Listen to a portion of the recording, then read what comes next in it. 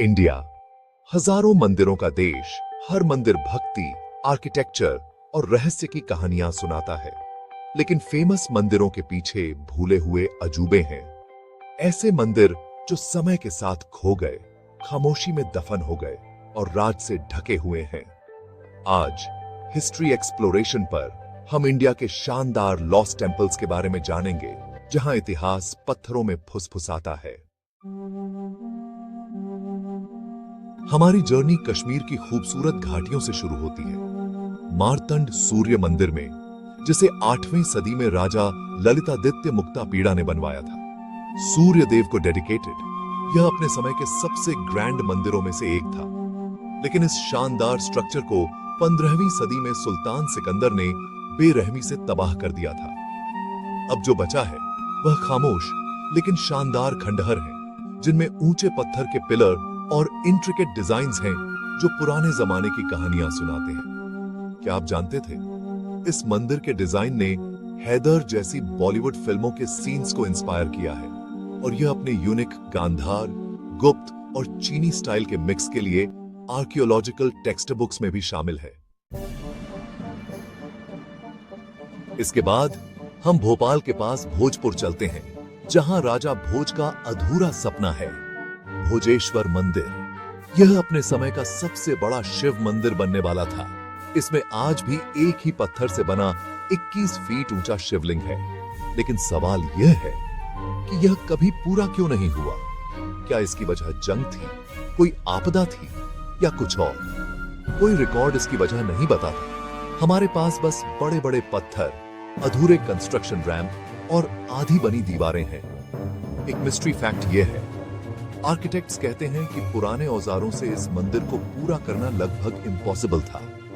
फिर भी उन्होंने इसे बनाना शुरू किया। कर्नाटक में तुंगभद्रा नदी के शांत पानी के नीचे ऐसे मंदिर हैं जो तभी दिखते हैं जब पानी का लेवल कम होता है। विजयनगर साम्राज्य के दौरान बने ये मंदिर 20वीं सदी में बांध बनने पर पानी में डूब गए थे। लोकल लोग पानी में डूबी मूर्तियों और वहां मनाए जाने वाले त्योहारों की कहानियां सुनाते हैं। पानी से निकलते मंदिर के शिखर की हैरान कर देने वाली इमेज हमें सोचने पर मजबूर करती है। पानी के नीचे और क्या क्या है? डाइवर्स ने पानी के नीचे पूरे कॉम्प्लेक्स देखे हैं, मंदिर, श्राइन्स और यहां तक कि मार्केट प्लेस भी। तेलंगाना के जंगलों में रामाप्पा मंदिर है, जिसे काकतियों ने 1213 सीई में बनवाया था।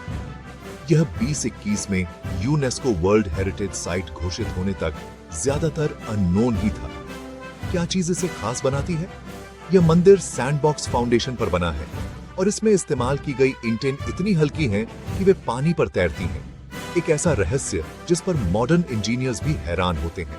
हर पत्थर डिटेल से भरा लगता है।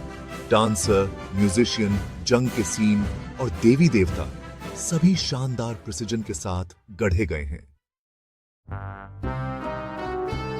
और आखिर में हम बिहार चलते हैं, जहां इंडिया की सबसे पुरानी बची हुई रॉक कट गुफाएं, बराबर गुफाएं हमारा इंतजार कर रही हैं। सम्राट अशोक के राज में लगभग 250 बीसीई में बनी ये गुफाएं आजीविका भिक्षुओं को दी गई थीं। लेकिन रहस्य यह है, अंदर की दीवारें शीशे की तरह पॉलिश की हुई हैं, और जब आप अंदर बोलते हैं तो आपकी आवाज एक बार पूरी तरह गूंजती है और फिर रुक जाती है।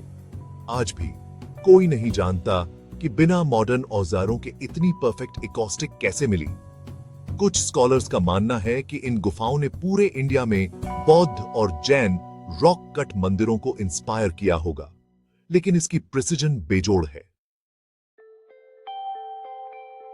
जंगलों में खोए हुए मंदिर, नदियों में डूबे हुए, समय में जमे हुए, हर मंदिर हमें कुछ ऐसा बताता है जिसे हमें कभी नहीं भूलना चाहिए कि इंडिया का इतिहास विशाल है, लेयर्ड है और खोजे जाने का इंतजार कर रहा है। इनमें से कौन सा मंदिर आपको सबसे ज्यादा सरप्राइज किया? हमें कमेंट्स में बताएं। और अगर आप इंडिया के पास्ट के भूले हुए कोनों में और जर्नी चाहते हैं, तो हिस्ट्री एक्सप्लोरेशन को लाइक, शेयर और सब्सक्राइब करना न भूलें।